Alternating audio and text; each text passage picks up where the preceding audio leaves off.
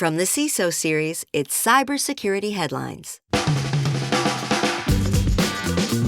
These are the cybersecurity headlines for Wednesday, May 20th, 2026. I'm Rich Straffolino. Microsoft disrupts malware-signing-as-a-service. According to unsealed court documents, Microsoft said it took down Fox Tempest, a malware code signing service in operation since May 2025.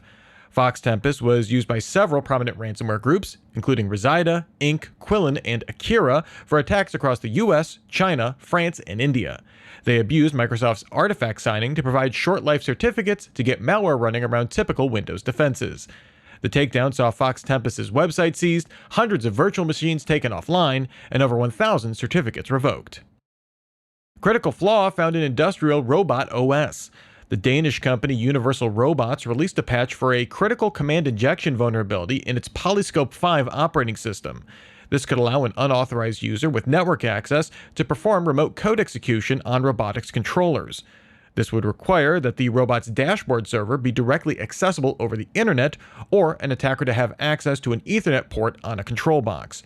Generally, these industrial robots run on a flat, unsegmented network, which could make accessing the vulnerable dashboards significantly less challenging. CISA admin leaks keys. Security reporter Brian Krebs was contacted by researchers at GitGuardian, warning that a GitHub repository exposed credentials for several AWS GovCloud accounts. GitGuardian routinely scans for exposed secrets and notifies account holders. In this case, the owner didn't respond to their notification. The GitHub repository was ironically named Private CISA and contained cloud keys, tokens, passwords in plaintext, and other sensitive CISA and DHS assets. The account owner also disabled a default GitHub feature to prevent sharing secrets. While the repo eventually was set to private, researchers at Seralis confirmed the credentials were working up to 48 hours later.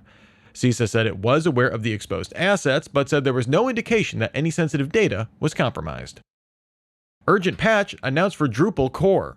The Drupal security team issued a PSA about an upcoming urgent patch set to be released on May 20th. This patch only impacts Drupal core, not Drupal CMS. Drupal steward customers are recommended to install the patch as well. The PSA urged users to install the patch quickly after release, saying that exploits might be developed within hours or days. The flaw applies to using uncommon module configurations, but the PSA said it was easy to leverage, doesn't require elevated privileges, and could expose non-public data. Drupal also released patches for all impacted versions, including out-of-support versions 8.9 and 9.5. And now a huge thanks to our sponsor for today, ThreatLocker. ThreatLocker is extending Zero Trust beyond endpoint control. With their recent release of Zero Trust Network Access and Zero Trust Cloud Access, access isn't based on credentials alone. It requires the right user, the right device, and the right conditions. Because as we've seen in recent large-scale CRM breaches, stolen credentials and misconfigurations can expose massive amounts of data. With ThreatLocker, nothing is exposed, and access is limited to exactly what's needed. Learn more and start your free trial today at threatlocker.com/CISO. Ethereum looking at AI-assisted formal verification.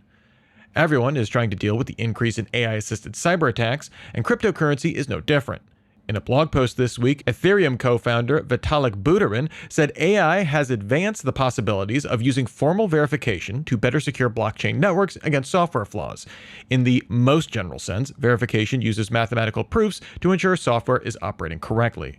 Buterin said this approach is particularly well suited for situations where the goal is much simpler than the implementation, but cautioned that this was not a panacea. Patching errors in restricted Windows networks. In a service alert, Microsoft said that customers in restricted network environments may see Windows Update failures after installing the January 2026 optional non-security preview update. Catchy name, guys. This would apply to isolated or air-gapped systems. This issue stems from a change in Windows download timeout requirements. Microsoft is working on a fix, but released a set of group policies in its known issue rollback feature for IT admins to use as a workaround. Google wants people to remember CodeMender. At its I/O conference, Google announced it's making its CodeMender tool available to select groups of experts. Google initially announced CodeMender in October 2025, an AI agent similar to Anthropic's Mythos that can debug and fix software vulnerabilities. At the initial announcement, Google said it was taking a cautious approach, focusing on reliability with CodeMender, with all patches reviewed by human researchers. Google DeepMind CTO Kore Kavukolu confirmed that they have been in discussions with governments and enterprises to audit systems with CodeMender. Abuse of Microsoft HTML applications on the rise. Microsoft HTML applications, or MSHTA, came out first in 1999 as part of the release of Internet Explorer 5.0. Windows 11 maintained support for these through Edge's IE mode. While legitimate use of MSHTA has fallen over its more than quarter century of life, researchers at Bitdefender warn that abuse is on the rise. That's because an HTML application file can be manipulated to run VB script in memory where it's harder to see malicious activity. Bitdefender saw this used to deliver Luma, Amatera, Clipbanker, and Purple Fox malware, usually paired with phishing campaigns. Remember to subscribe to the CISO series on YouTube. We've got new shorts videos posting daily, and it's where we stream our Department of No show every Friday at 4 p.m. Eastern. And if you have some thoughts about the news from today, or about the show in general, be sure to reach out to us. feedback@cisoseries.com. We'd love to hear from you. Reporting for the CISO series, I'm Rich Straffolino, reminding you to have a super sparkly day. Cybersecurity headlines are available every weekday. Head to CISOseries.com for the full stories behind the headlines.